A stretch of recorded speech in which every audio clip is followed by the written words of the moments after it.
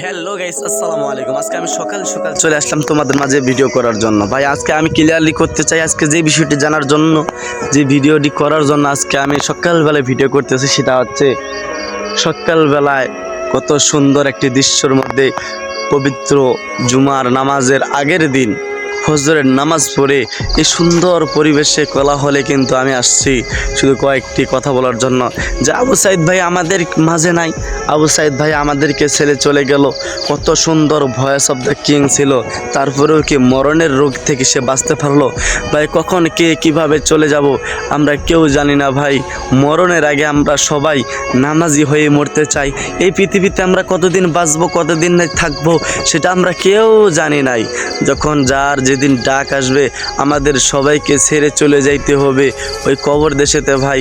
তাই আমি তোমাদেরকে একটাই রিকোয়েস্ট করি, যখন যা যাই করি না কেন আমরা যেন 5 ওয়াক্ত নামাজটা আদায় করি।